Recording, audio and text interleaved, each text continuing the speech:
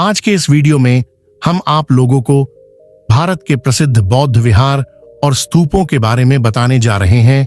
यह न सिर्फ बौद्ध धर्म के अनुयायियों के लिए महत्वपूर्ण है, इनकी अद्वितीय वास्तुकला और सांस्कृतिक धरोहर भी बहुत आकर्षक है।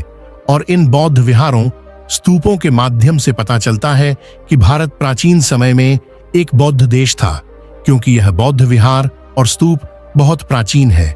बौद्ध विहार और स्तूपों को लेकर हम आगे और भी वीडियो लाएंगे। ये वीडियो का पहला पार्ट है, तो आइए वीडियो की शुरुआत करते हैं। नंबर 1 पर है सांची का स्तूप। सांची भारत के मध्य प्रदेश राज्य के रायसेन जिले में सांची नगर के पास एक पहाड़ी पर स्थित एक छोटा सा गांव है। सांची का महान मुख्य स्तूप मूलतः सम्राट अशोक महान ने 3री शताब्दी ईसा पूर्व में बनवाया था। इसके केंद्र में एक अर्धगोलाकार ईंट निर्मित ढांचा था, जिसमें भगवान बुद्ध के कुछ अवशेष रखे थे। अपने कई मंजिलों सहित इसके शिखर पर धर्म का प्रतीक विधि का चक्र लगा था और यह बौद्ध धम्म के लिए बहुत ही महत्वपूर्ण स्थान माना जाता है। नंबर 2 पर है चंदावरम बौद्ध स्थल। चंदावरम बौद्ध स्थल भारतीय राज्य आंध्र प्रदेश के प्रकाशम जिले के चंदावरम गांव में एक प्राचीन भारतीय बौद्ध स्थल है। गुंडलकम्मा नदी के तट पर स्थित यह स्थल डोनाकोंडा रेलवे स्टेशन से 10 किलोमीटर उत्तर पश्चिम में है। चंदावरम बौद्ध स्थल का निर्माण 2री शताब्दी ईसा पूर्व और 2री शताब्दी ईस्वी के बीच सातवाहन राजवंश के दौरान किया गया था। सातवाहन राजवंश के दौरान निर्मित चंदावरम बौद्ध स्थल में एक पहाड़ी की चोटी पर स्थित एक ऊंचे मंच पर निर्मित एक दोहरी सीढ़ीदार मुख्य स्तूप है। महास्तूप बौद्ध धर्म के हीनयान रूप के तहत निर्मित स्तूपों की विशेषताओं को प्रदर्शित करता है। महास्तूप की परिधि में 120 फीट और 30 फीट ऊंचा है। इसमें नक्काशीदार पैनल हैं, जो धर्म चक्र को चित्रित करते हैं। मुख्य स्तूप के अलावा यहाँ कई विहार, धम्म शिलालेख और अन्य स्तूप भी हैं। मुख्य स्तूप के पैनल चूना पत्थर से बने हैं। मुख्य स्तूप के पैनल और ड्रम सेक्शन बुद्ध के पद चिन्ह, स्तूप, बोधि वृक्ष और जातक कथाओं को प्रदर्शित करते हैं। 1964 से चंदावरम बौद्ध स्थल की 4 बार खुदाई की गई है और 15 नियमित आकार के और लगभग 100 छोटे स्तूप खोजे गए हैं। नंबर 3 पर है भरुहत का स्तूप। भरुहत भारत के मध्य प्रदेश राज्य में सतना जिले में स्थित एक गांव है। इस स्तूप का निर्माण भी सम्राट अशोक ने कराया था। भरुहत का स्तूप अपने समय के समाज का दर्पण कहा जा सकता है। वर्तमान में भरुहत उजड़ चुका है।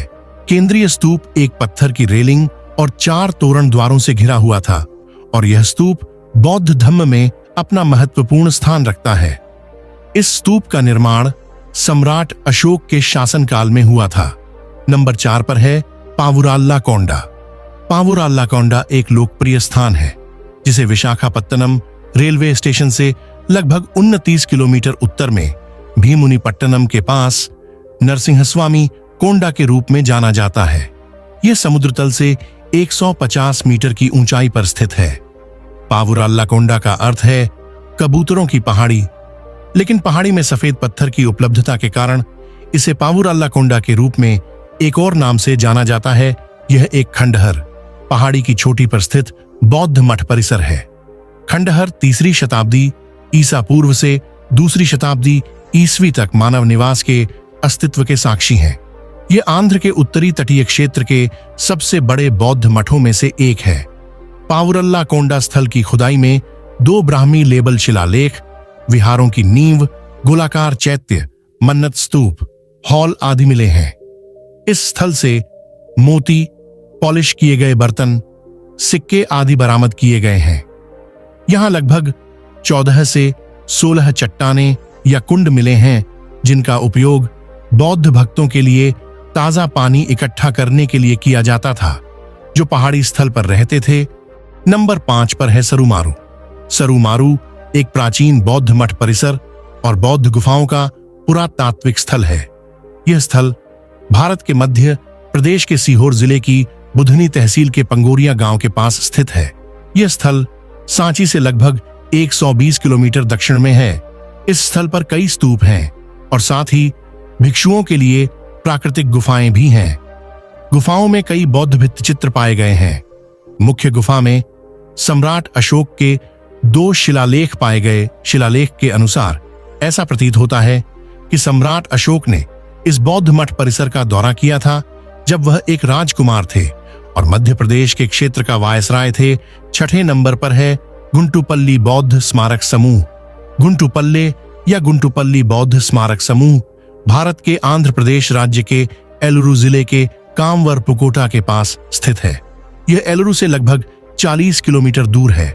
साइट के चट्टान काटे गए हिस्से में 2 बौद्ध गुफाएं, एक चैत्य हॉल और स्तूपों का एक बड़ा समूह है।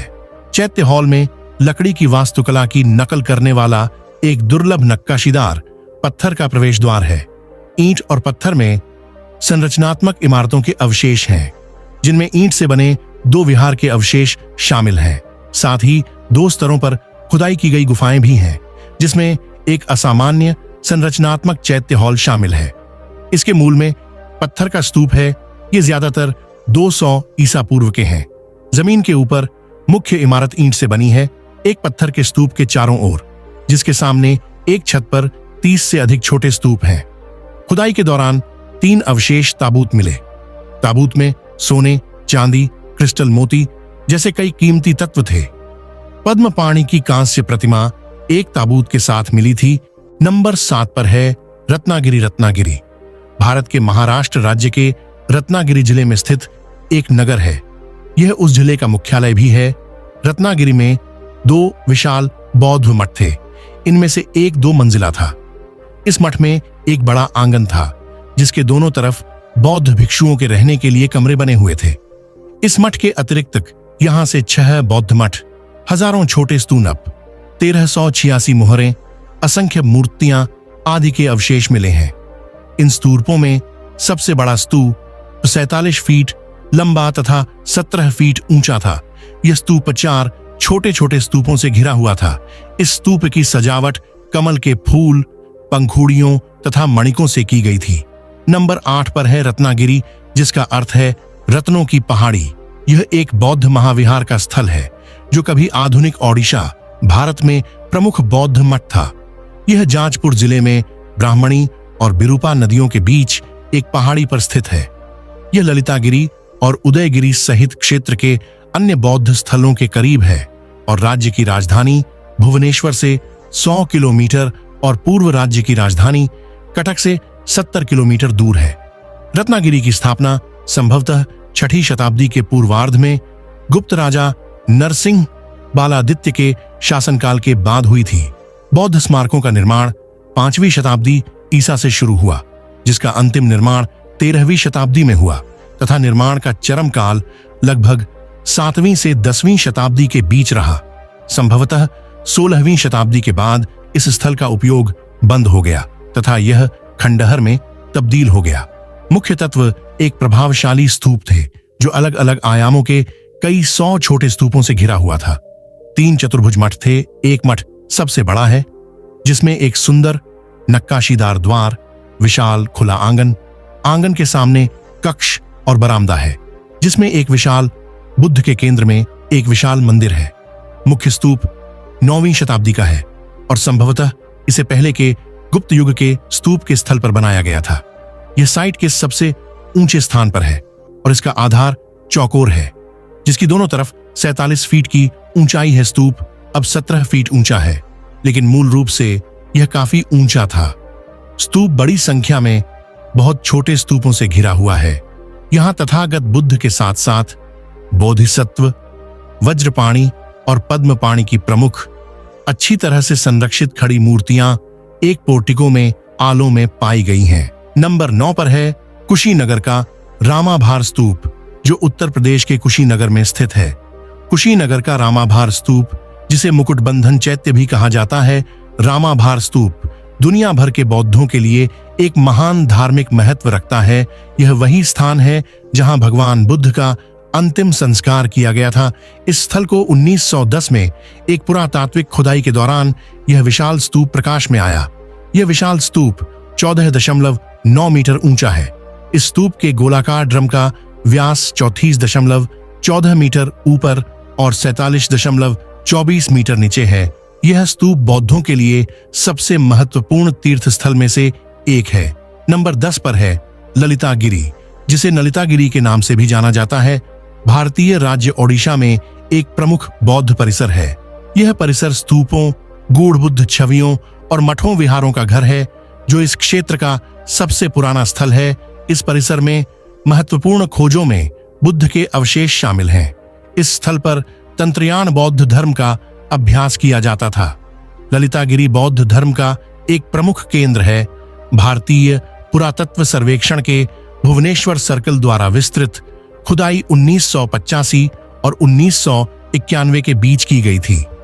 इन जांचों से यह अनुमान लगाया गया है कि उड़ीसा के शुरुआती बौद्ध स्थलों में से एक है। ललितगिरी मौर्य काल से 13वीं शताब्दी ईस्वी तक एक सतत सांस्कृतिक अनुक्रम बनाए रखा। इस स्थल पर 3री शताब्दी ईसा पूर्व से 10वीं शताब्दी ईस्वी तक बौद्ध धर्म की निरंतर उपस्थिति बनी रही। यहाँ पर भगवान बुद्ध की मूर्ति, स्तूप और कई बौद्ध विहारों के अवशेष प्राप्त हुए हैं। ये थे भारत के प्रसिद्ध बौद्ध विहार और स्तूप। ये बौद्ध विहार और स्तूप कला, संस्कृति और इतिहास का अनमोल खजाना भी है। आगे अभी बौद्ध विहारों और स्तूपों के बारे में और कई वीडियो आएंगे। यदि आपको यह वीडियो पसंद आया हो तो कृपया लाइक, शेयर और सब्सक्राइब जरूर करें। धन्यवाद।